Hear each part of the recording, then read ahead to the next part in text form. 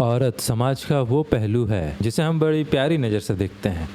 हम औरतों को हमेशा मर्दों से कंपेयर करते हैं और यही सोचते हैं कि औरतें ज़्यादा शांत और मैनेजेबल हैं। सभी मामलों में औरतें हमसे आगे लगती हैं, बस हम ये सोचते हैं कि वो थोड़ी इमोशनल ज़्यादा होती हैं। ये आज की मॉडर्न सोसाइटी की धारणा है।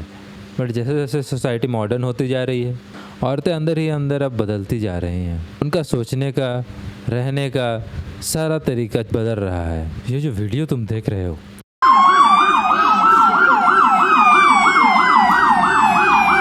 ये कोई शो नहीं चल रहा है, ये कोई स्क्रिप्टेड चीज़ नहीं है। ये एक नाइट क्लब के बाहर का सीन है जहाँ पे लोग पार्टी करके निकले हैं और कुछ औरतें यहाँ पे अपना आपा खो देती हैं। यहाँ तक कि पुलिस के आने के बाद भी उनको फ़र्क नहीं पड़ता, वो अब लगी हुई है। वो इतने नशे में डूबी हुई हैं कि उनको सिर्फ उस बात का गुस्सा है कि दूसरी औरत ने क्या बोला है उसको। उसे आसपास का कोई होश नहीं है। यहाँ पे दो ग्रुप है, एक में ये है वाइट गर्ल और एक में ये दो ब्लैक गर्ल्स। इन दोनों के बीच का झगड़ा है। अभी तो ये वाइट गर्ल कुछ ज़्यादा ही उछल रही है, पर जैसे जैसे फाइट आगे बढ़ती है हीट का डायरेक्शन चेंज हो जाता है। ब्लैक गर्ल्स इस वाइट गर्ल को बोल रही है, चलो अब दिखाओ क्या है।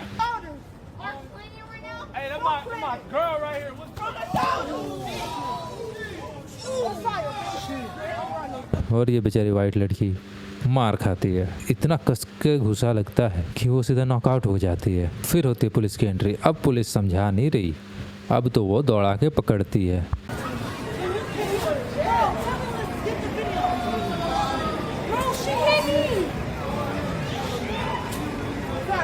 ये चालाक लड़की इसको अपना भाई बना रही है। कहती है, ब्रो शी हिट मी। अब शी हिट मी या यू हिट हर, लेकिन मारपीट तो किया है तुम लोगों ने मिलके। क्या जरूरत थी ये सब करने की? सजा तो मिलनी चाहिए। ब्रो वो नहीं चलेगा यहाँ। पुलिस भी बोलता है, बहुत देर से देख रहा हूँ इनको, अब इनको बताता हूँ। मर्द भले ही इन बातों पे ध्यान ना दे, पर औरतें हमेशा चाहती हैं कि वो मर्दों के बराबर और आगे बढ़ें। और जिस फील्ड में ये आगे बढ़ना चाहती है वो इनका खुद का मनपसंद चुना हुआ फील्ड रहेगा। और ये फील्ड ज़्यादातर रहते हैं अय्याशी और आवारागिरी। कुछ % की औरतें तो आज भी ठीक हैं, लेकिन कुछ हाथ से ही निकल गई है। वो मर्दों को भी नहीं छोड़ती, वो मर्दों के ऊपर चढ़ के बात करती है। उल्टा मर्द उनसे परेशान हो चुके हैं। ये इंसान के चमड़े में एक जानवर की तरह रहते हैं। एक जानवर जिसके दिमाग में ये चीज़ चल रही हो कि उसे बरसों से अटेंशन नहीं मिला। एक जानवर जिसके दिमाग में एक बात हो कि वो अपने समाज का एक दबा हुआ भाग है, जो कि बिल्कुल सच नहीं है। और ये सिर्फ एक वहम है जो आज की औरतें पाल रही हैं, क्योंकि आज की औरतों को सोसाइटी वैसे ट्रीट नहीं करती है जैसे पहले करती थी।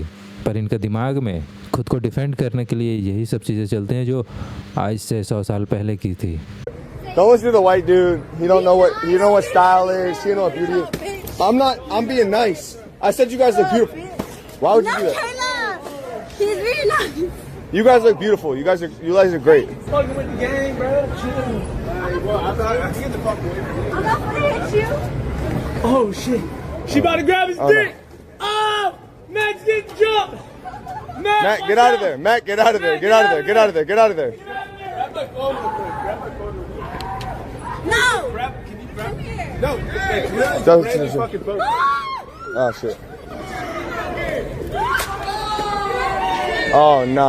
अगर तुम इनसे पूछने जाओ कि तुम ऐसा क्यों करते हो, ये सब हरकतें क्या शोभा देती हैं, वो तुम्हें बोलेंगे, गवार किस जमाने के हो तुम। We are in modern society, we are free birds, we have our freedom, we have our power. उनके पास तो ये सब से लड़ने के लिए अपनी पॉलिटिकल पार्टी भी हो सकती है, अपनी वेलफेयर पार्टीज रखी है इन्होंने, यही सब फालतू मुद्दे उठाने के लिए जिनका दही से ज़्यादा गलत यूज़ होता है। खुद कमाओ, खुद के पैसों से अय्याशी करो। तुम्हारी शादी हो गई है, मर्द के पैसे से अय्याशी करो।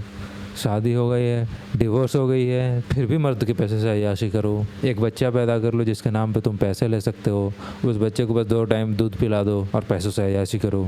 इनका दिमाग बिल्कुल स्टेबल नहीं रहता। इनकी सोच आम लोगों से बहुत ही परे रहती है। अगर हम मर्दों की बात करें तो वो क्लबिंग करते थे, पार्टीज करते थे, क्लबिंग किया, दारू पिया, नाचा गाया, बाहर आया, मान लो थोड़ा सा थुथु मैमे भी हो गया तो बाकी 10 मर्द रहते थे उनको समझाने के लिए, और ज़्यादातर मारपीट सुलझ जाती थी और फिर सब अपने अपने घर आ जाते थे। उनके सबकॉन्शियस माइंड में सारी चीज़ें चल रही होती हैं, उनके ऊपर कितने लोग निर्भर हैं, उनके घर में कितने लोग उनका वेट कर रहे हैं, और वो कभी इन बातों को भूलता नहीं है। पर दूसरी तरफ अगर हम औरतों की बात करें, उनके दिमाग में ये सब चीज़ें तो पहली बात चलती ही नहीं है।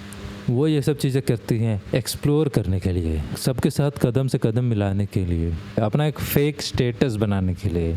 तो वो नशा करती ही हैं हवा में उड़ने के लिए। वो ज़्यादातर घरेलू जिम्मेदारियों के बारे में सोचते ही नहीं हैं। उनके दिमाग में ये फीलिंग आ जाती है कि मैं तो एक जेल में कैद पंछी थी, अब मैं दारू पीती हूँ, ऐयाशी करती हूँ, तो मैं अब आज़ाद हूँ। यह फीलिंग बहुत ही डेंजरस है। अगर इनको एक बार ये आज़ादी महसूस हो गई तो ये किसी को भी ये हक नहीं देंगे कि उनसे ये आज़ादी छीन ले।